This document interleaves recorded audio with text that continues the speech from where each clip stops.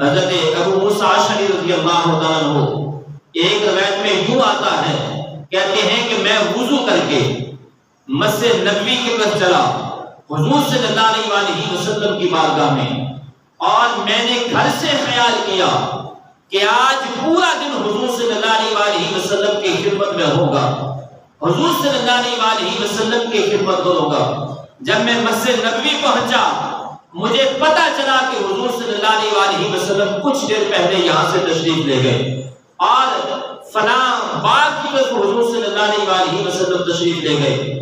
میں حضور صلی اللہ علیہ وسلم کے پیچھے کریم آقا صلی اللہ علیہ وسلم کی مکرم و محترم اور حضور صلی اللہ علیہ وسلم کی مقدس خوشبو کو سونپتا ہوا باغ میں پہنچا۔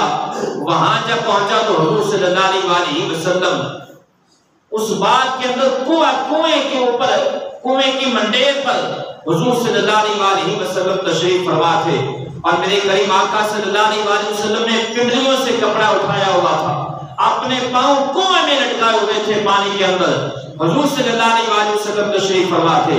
میں نے جا کر سلام عرض کیا، اور سلام عرض کرنے کے بعد میں باہر دروازے پر آ گیا اور یہ خیال کیا کہ آج میں پورا دن حضور صلی اللہ علیہ وسلم کے دروازے پر دربان بند کر رہوں گا اور ڈیوٹی دوں گا، یہ خدمت اثر انجام دوں گا۔ حضور صلی اللہ علیہ وسلم کی بارگاہ میں سلام عرض کرنے کے بعد فرماتے جب میں دروازے پر آیا کچھ دیر بعد دروازے پر دستک ہوئی باہر سے، اور میں نے پوچھا کون؟ آواز آئی ابو بکر۔ میں نے کہا ٹھہرو۔ حضور صلی اللہ علیہ وسلم کی بارگاہ میں جا کر عرض کی یا رسول اللہ صلی اللہ علیہ وسلم، ابو بکر صدیق آئے ہیں۔ میرے کریم آقا صلی اللہ علیہ وسلم نے فرمایا ان کو جنت کی بشارت بھی دے دو، آنے کی اجازت بھی دے دو۔ اس حدیث کو دل کے کانوں سے سننا ہے۔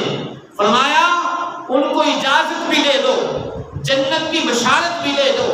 سیدنا صدیق اکبر حاضر ہوئے، سلام عرض کیا، اور حضور صلی اللہ علیہ وسلم کی دائیں جانب آپ بھی پاؤں لٹکا کر جو ہے کنویں کے اندر بیٹھ گئے۔ اور پھر تھوڑی دیر بعد ابو موسیٰ اشعری رضی اللہ عنہ کہتے ہیں پھر دروازے پر دستک ہوئی، اور میں نے پوچھا کون؟ آواز آئی عمر ہے۔ میں نے کہا ٹھہرو۔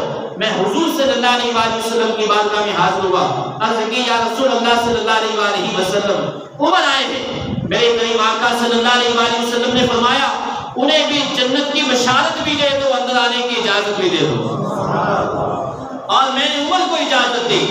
سیدنا عمر فاروق رضی اللہ عنہ حاضر ہوئے، سلام عرض کیا کریم آقا صلی اللہ علیہ وسلم کی بارگاہ میں، اور حضور صلی اللہ علیہ وسلم کی بائیں جانب اپنے پاؤں میرے کریم آقا صلی اللہ علیہ وسلم کے طریقے پر عمل کرتے ہوئے کنویں میں لٹکائے اور بیٹھ گئے۔ اور ابو موسیٰ اشعری کہتے ہیں میں پھر دروازے پر دربان بن کے کھڑا ہوں، اور کچھ دیر بعد پھر دروازے پر دستک ہوئی۔ میں نے پوچھا کون ہے؟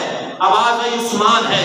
میں نے کہا ٹھہرو۔ میں حضور صلی اللہ علیہ وسلم کی بارگاہ میں حاضر ہوا اور جا کر عرض کی یا رسول اللہ صلی اللہ علیہ وسلم عثمان آئے ہیں۔ میرے کریم آقا صلی اللہ علیہ وسلم نے فوری اپنے پنڈلی کو ڈھانپا اور فرمایا جاؤ جا کر عثمان کو یہ بشارت، جنت کی بشارت بھی دے دو، اور اندر آنے کی اجازت بھی دے دو، اور انہیں یہ بھی خبر دے دو کہ اللہ تعالیٰ تمہیں مصائب سے آزمائے گا، تمہیں مصائب سے آزمائے گا۔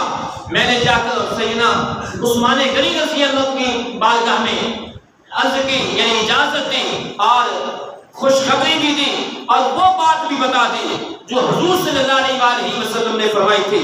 جب سیدنا عثمان غنی حاضر ہوئے، سلام عرض کیا اور دیکھا حضور نبی مکرم صلی اللہ علیہ وسلم کے پاس جگہ پر ہے، اور وہ رسول اللہ صلی اللہ علیہ وسلم کے سامنے کنویں کی منڈیر پر انہوں نے اپنے پاؤں لٹکائے اور بیٹھ گئے، اور باتیں ہوتی رہی۔ حضور صلی اللہ علیہ وسلم کی بارگاہ سے سب چلے گئے۔ سیدنا ابو موسیٰ اشعری رضی اللہ عنہ کہتے ہیں کہ اس وقت میرے دل میں خیال تھا، جب میں گھر سے نکلا تھا میرا بھائی وضو کر رہا تھا پیچھے آنے کے لیے، اور میں یہ چاہ رہا تھا، میرے دل میں آرزو تھی کاش آج میرا بھائی بھی آ جاتا۔ آج تو حضور صلی اللہ علیہ وسلم کا دریائے رحمت جوش میں ہے، جو بھی آتا ہے میرے کریم آقا جنت بانٹ رہے ہیں، یہاں سے جنت مل رہی ہے۔ یہاں اس حدیث سے کچھ باتیں میں عقیدے کی کرنا چاہتا ہوں۔ ایک تو یہ بات جو لوگ کہتے ہیں حضور صلی اللہ علیہ وسلم کو کوئی اختیار نہیں ہے، میں ان سے پوچھتا ہوں، ارے عقل کے اندر سیدنا صدیق اکبر کو جنت کی بشارت کس نے دی ہے؟ عمر فاروق کو جنت کی بشارت کس نے دی؟ سیدنا عثمان غنی کو جنت کی بشارت، شہادت کی بشارت اور مصائب کی خبر کس نے دی؟ اگر حضور صلی اللہ علیہ وسلم کچھ نہیں دے سکتے تو جنت کا فیصلہ تو مرنے کے بعد ہے۔ مرنے کے بعد جب حساب و کتاب ہوگا، میزان لگے گا، اور پھر جو ہے پرسرات کا پار کرنے کے بعد پھر جنت کا فیصلہ ہوگا۔ میرے کریم آقا صلی اللہ علیہ وسلم نے تو دنیا میں ہی جنت کی بشارت دے دی ہے۔ تو پتہ چلا کریم آقا صلی اللہ علیہ وسلم کو اللہ رب العزت نے تمام اختیارات سے نوازا ہے۔ اور دوسری بات، اس بات کا بھی پتہ چلا میرے کریم آقا صلی اللہ علیہ وسلم اول سے لے کر آخر تک جو کام ہو گئے میرے کریم آقا انہیں بھی جانتے ہیں، اور جو قیامت تک امور ہونے والے ہیں میرے کریم آقا انہیں بھی جانتے ہیں۔ اس لیے تو حضور صلی اللہ علیہ وسلم نے فرمایا عثمان کو خبر دے دو، اللہ انہیں مصائب سے آزمائے گا اور اللہ انہیں شہادت کی نعمت سے نوازے گا۔